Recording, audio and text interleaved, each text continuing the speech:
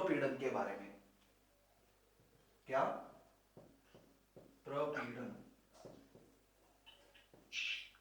Coercion, English में क्या बोलते हैं? कोर्शन। इसके बारे में हम देखते हैं सेक्शन 15 में क्या बोलने की कोशिश कर रहा है। एक बार देखते हैं फिर डिटेल में पढ़ेंगे। देखो, आ जाओ सेक्शन 15 पर। प्रपीड़न की परिभाषा। सेक्शन 15 क्या बोल रहा है कि प्रपीड़न इस आशय से कि किसी व्यक्ति से कोई करार कराया जाए। नंबर एक, इंटेंशन क्या है? करार कराने का, है ना। देखो, करार कराने का आशय, प्रपीड़न क्या बोल रहा है? नंबर एक, करार कराने का आशय। मतलब हम चाहते हैं कि ये व्यक्ति हमारे साथ करार में आए, लेकिन वो आना नहीं चाह रहा है। तो उसको करार में लाने के लिए हम क्या काम कर रहे हैं? दो प्रकार के काम कर रहे हैं।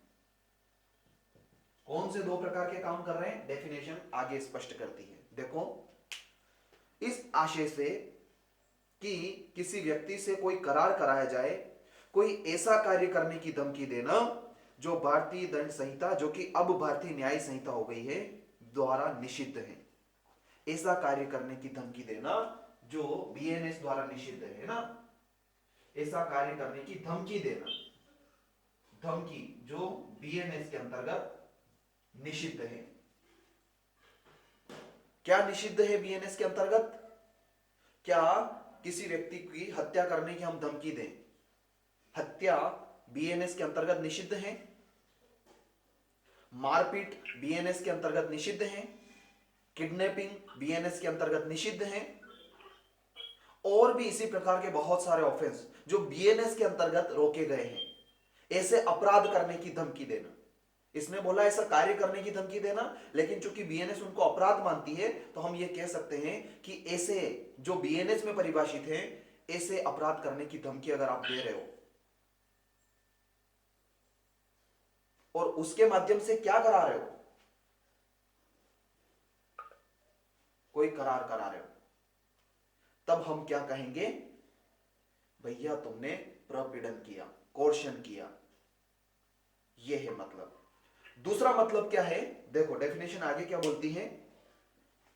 अथवा किसी व्यक्ति पर, चाहे वह कोई भी हो, अब वो कोई भी हो, इसका बड़ा महत्व है। कोई भी हो से यह कॉन्सेप्ट निकलता है कि क्या धमकी सिर्फ संविदा के पक्षकार को ही दी जा सकती है क्या? यानी कि आप अगर मेरे से कॉन्ट्रैक्ट कराना चाह रहे हो तो सिर्फ मेरे को ही धमकी दोगे या किसी दूसरे को भी दे सकते हो? अब मान लो मेरा 2 साल का छोटा बच्चा है, वो तो संविदा का पक्षकार नहीं है, लेकिन अगर आप उसको भी धमकी दे रहे हो और उसके दबाव में मेरे से काम करा रहे हो, अब 2 साल का बच्चा तो क्या समझेगा, लेकिन अपन मान ले 12-13 साल का, वो तो समझ रहा है ना। वो रोते रोते आता है और बोलता है कि मेरे को इस तरह से डर आया है। तो आपने धमकी उस प्रकार से उसको दी, लेकिन उसका प्रभाव मेरे ऊपर पड़ना ही है। तो ऐसी स्थिति में आप चाहे धमकी संविदा के पक्षकार को दो या फिर संविदा के पक्षकार से अन्यथा किसी दूसरे व्यक्ति को भी दो, तो भी यहां पर हम उसको कहेंगे कि आपने संविदा प्रपीड़न के माध्यम से की। यहीं पर कॉन्सेप्ट आता है इंडियन लॉ के कॉर्शन का, यानी प्रपीड़न का, और इंग्लिश लॉ के ड्यूरेस का। ये जो हमारा कॉन्सेप्ट है कॉर्शन, इसको इंग्लिश लॉ में ड्यूरेस बोलते हैं। क्या बोलते हैं? ड्यूरेस। क्या मतलब है इसका? इसी पॉइंट पर डिफरेंस है। संविदा के पक्षकार को धमकी देना या संविदा के पक्षकार से अन्यथा किसी व्यक्ति को धमकी देना। तो इंडियन लॉ क्या बताता है, अभी इन पर फुल चर्चा करेंगे अपन पूरी डिटेल में, लेकिन बेसिक बता देता हूं। इंडियन लॉ क्या बताता है कि आप धमकी चाहे तो संविदा के पक्षकार को दो, यानी जिससे संविदा करनी है, या उससे इतर दूसरे व्यक्ति को भी दे सकते हो। लेकिन ड्यूरेस में ऐसा नहीं है। ड्यूरेस में, ड्यूरेस कब माना जाएगा? ये कोर्शन का अल्टरनेटिव है। वहां पर इंग्लिश लॉ में हम बोलते हैं ना कोर्शन करके, तो वो बोलते हैं ड्यूरेस करके संविदा कराई। तो ड्यूरेस का मतलब क्या है कि सिर्फ और सिर्फ संविदा के पक्षकार को धमकी दी आपने। यह डिफरेंस है, इंटरव्यू में पूछते हैं। अभी इस पर अपन डिटेल में चर्चा करेंगे, पहले अपन कोर्शन का कॉन्सेप्ट समझ लेते हैं। इस पॉइंट पर। तो अथवा किसी व्यक्ति पर, चाहे वह कोई भी हो, प्रतिकूल प्रभाव डालने के लिए किसी संपत्ति का विधि विरुद्ध निरोध करना या निरोध करने की धमकी देना, यह है मतलब। पहले व्यक्ति को और दूसरे में संपत्ति को क्या, या तो निरोध करना या निरोध करने की धमकी देना। पहली बार में आप किसी व्यक्ति को धमकी दे रहे हो बीएनएस के अंतर्गत जो अपराध है उसमें, या फिर किसी संपत्ति को निरोध कर रहे हो या निरोध करने की धमकी दे रहे हो, है ना। कि अगर आपने ऐसा नहीं किया तो आपकी प्रॉपर्टी छीन ली जाएगी। तब हम कहेंगे कि ऐसे व्यक्ति ने प्रपीड़न द्वारा संविदा करी। उस व्यक्ति को करार में कैसे उतारा, प्रपीड़न के माध्यम प्रपीड़न के माध्यम से उतारा। बहुत अच्छा इलस्ट्रेशन है इसका, देखो बहुत अच्छा एग्जांपल है, अलग से एग्जांपल देने की जरूरत नहीं है, इसका इलस्ट्रेशन ही बहुत अच्छा एग्जांपल है। इसका इलस्ट्रेशन देखो क्या बोल रहा है इलस्ट्रेशन। खुले समुद्र में एक अंग्रेजी पोत पर ऐसे कार्य द्वारा जो बीएनएस के अधीन आपराधिक अभित्रास की कोटि में आता है, यानी धमकी देना। अब जान से मारने की धमकी दी ऐसा जरूर नहीं है, कुछ भी बिगाड़ने की, कुछ उखाड़ने की धमकी भी दे सकते हैं, क्योंकि सिर्फ आपराधिक अभित्रास लिखा है। जान से मारने के संबंध में आपराधिक अभित्रास लिखा ऐसा नहीं है कि कोटि में आता है। ख से क एक करार करता है, तत्पश्चात क संविदा भंग के लिए कलकत्ता में ख पर वाद लाता है। क ने प्रपीड़न का प्रयोग किया है, यद्यपि उसका कार्य इंग्लैंड की विधि के अनुसार अपराध नहीं है, और यद्यपि उस समय जब और उस स्थान पर जहां वो कार्य किया गया था बीएनएस प्रवृत्त नहीं थी, उसने कोर्शन किया है, ये है मतलब। हाँ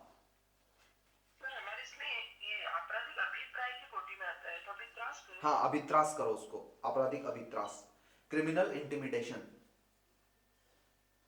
है ना, वही चीज है। बहुत बेसिक एग्जांपल लेते हैं हम अपना देसी वाला। जैसे मान लो ये है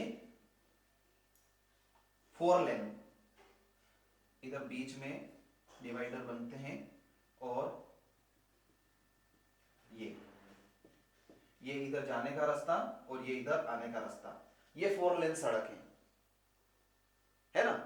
4 लेन सड़क, अब चूंकि सरकार की स्कीम आई है, यहां पर 4 लेन सड़क निकली है या निकलने वाली है, या यूं मान के चलो निकल गई है, तो ठीक है सड़क तो निकल गई, लेकिन यहां पर ऐसे ही पहाड़ी क्षेत्र था, मगरे का क्षेत्र था। मगरे समझते हो आप, अपने साइड में जो मगरे होते हैं, पहाड़ी थोड़ी छोटी छोटियां, वहां पर ही अक्सर जो बीहड़ टाइप की जमीन होती है, अधिकतर सरकार की पॉलिसी भी ऐसी होती है कि सड़क उसी में निकले, ताकि वहां की जो जमीन है उसकी उपयोगिता आ जाए।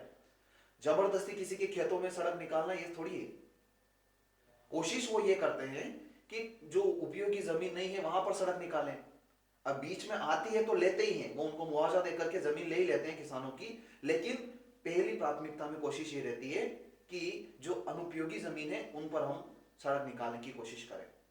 तो चूंकि वो अनुपयोगी जमीन थी, इसलिए गरीब लोगों ने वहां पर छोटे छोटे खेत पहले बना रखे थे, लेकिन अब 4 लेन निकल गया है तो लोग क्या करेंगे, इनको टिकने नहीं देंगे, या ये भी क्या करेंगे, अच्छे पैसे मिल रहे होंगे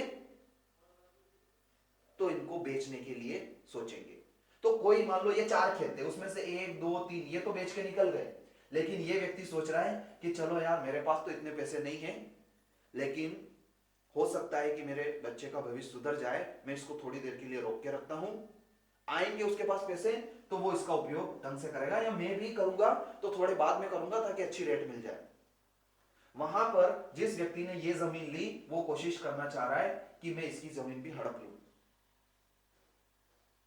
तो वो दादागिरी से इसको भगाएगा नहीं, वो रेट देना चाहता है कि जो वर्तमान में रेट चल रही है वो ले ले, पर जमीन मेरे को दे दे। लेकिन इसका मुद्दा क्या है कि मुझे जमीन नहीं देनी है, तो ये इसको बीएनएस में जो अपराध बताए हैं उस प्रकार की तरह तरह की धमकियां देता है रोज। ये कर ले नहीं तो ऐसा कर लूंगा, ये कर ले नहीं तो ऐसा कर लूंगा, है।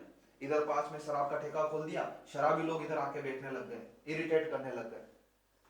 कभी गया इधर पास में तो इसको ऐसे माहौल बना दिया जाता है कि अब लोग पीटने ही वाले हैं, क्योंकि आसपास लोग इकट्ठे रहते हैं तो वो डरा डरा सा जाता है, ऐसा होता है। उसके साथ ऐसी आशंका बनी रहती है कि यार ये कहीं मेरे को मार ना दे, क्योंकि 2-4 बार इन्होंने ऐसे ही धमकी भी दे दी थी, दिख गया था तो अब ये व्यक्ति क्या करेगा? अब व्यक्ति को ये करार करना पड़ेगा ना कि हाँ भैया मैं तुमको ये प्रॉपर्टी अपनी दे दूंगा। विक्रय करने से पहले, विक्रय विलेख लिखने से पहले करारनामा करना पड़ता है ना, विक्रय संविदा करनी पड़ती है, तो उसको वो करार करना पड़ेगा। तब ऐसा व्यक्ति करार कर रहा है तो क्या इस व्यक्ति की स्वतंत्र सहमति है क्या? बताओ, नहीं है। स्वतंत्र सहमति कहां है? तो ऐसे अगर सहमति प्राप्त की है, ये बहुत रियलिस्टिक एग्जांपल है इसलिए मैं बता रहा हूं, अगर ऐसे सहमति प्राप्त की है तब हम कहेंगे कि आपने जो सहमति है वो प्रपीड़न से प्राप्त करी है।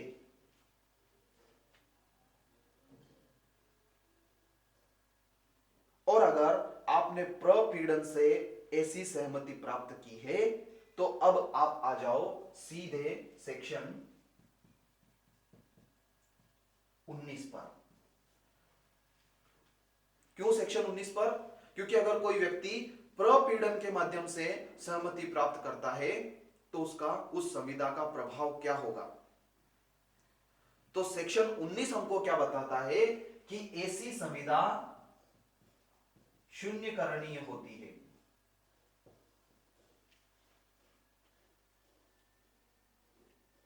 शून्यकरणीय का मतलब क्या है, कौन बताएगा?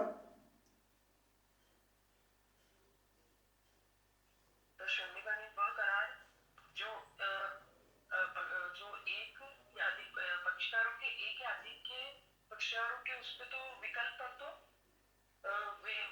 विकल्प पर तो विधिता प्रवर्तनीय है, किंतु अन्य के विकल्प पर नहीं। अन्य के विकल्प पर ठीक है, ये है इसका मतलब। यानी संविदा के दो तरह के पक्षकार होते हैं, एक इस साइड के, एक इस साइड के। तो यहां पर ये जो व्यक्ति हैं ये तो कुछ नहीं कर सकता है उस संविदा में, लेकिन ये जो दबा कुचला व्यक्ति था इसके विकल्प पर वो संविदा शून्य करनी है। यानी कल से अगर ये मामला कोर्ट में जाता है